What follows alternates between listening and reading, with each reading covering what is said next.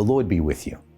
I'm Deacon Keith Fournier, and our first reading is taken from the letter to the Hebrews. That is why, as the Holy Spirit says, if only you would listen to him today. Do not harden your hearts, as at the rebellion, as at the time of testing in the desert, when your ancestors challenged me and put me to the test, and saw what I could do for 40 years. That was why that generation sickened me. And I said, always fickle hearts that cannot grasp my ways. And then, in my anger, I swore that they would never enter my place of rest. Take care, brothers, that none of you ever has a wicked heart, so unbelieving as to turn away from the living God.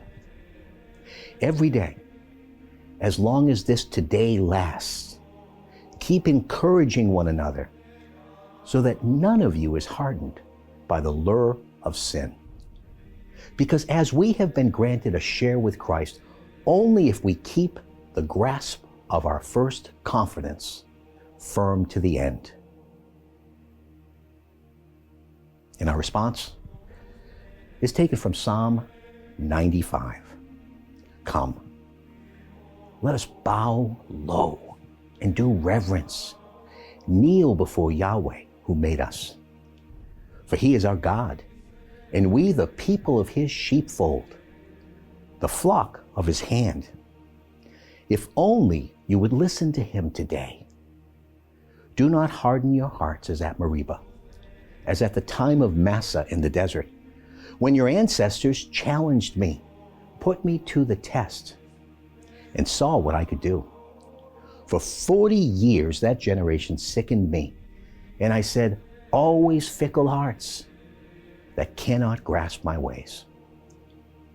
Then, in my anger, I swore they would never enter my place of rest.